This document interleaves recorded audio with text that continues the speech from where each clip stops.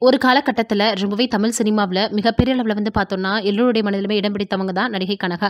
இவங்க வந்து நடிகையினுடைய மகள் அப்படின்றது நம்ம எல்லோருக்குமே தெரியும். அவங்களுடைய தாயாரினுடைய இழப்புக்கு பின்னாடி மிகப்பெரிய அளவுல அவங்க வாழ்க்கையில பல கஷ்டங்கள வந்து தந்தை, கணவர் அப்படின்னு பல பேர் மூலமாக அனுபவிச்சாங்கன்றது எல்லோருக்குமே தெரிந்த விஷயம் தான். இடையில இவங்க இருக்காங்களா இல்லையா அப்படின்ற சந்தேகம் எல்லோருக்குமே எழ ஆரம்பிச்சது. அவங்களுடைய வீடு, அதற்கப்புறம் வந்து பார்த்தோம்னா, இன்னும் பல விஷயங்கள் அவங்க இருக்காங்களா இல்லையா அப்படின்ற கேள்விகள நம்மளுக்குள்ள வந்து பார்த்தோம்னா எழுப்ப ஆரம்பிச்சது. குட்டி ராதிகா கூட சமீபத்தில அவங்க கூட பேசின வீடியோ, ஃபோட்டோன்னு வெளியிட்டிருந்தாங்க.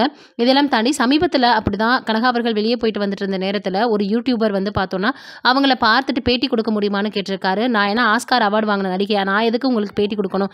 நீங்க வந்து சமூக வலைதளங்கள்ல நிறைய ஃபோட்டோக்கள், வீடியோக்கள வெளியிடுறீங்களே, அப்படி போட்டா உங்ககிட்ட நான் பேசணுமா?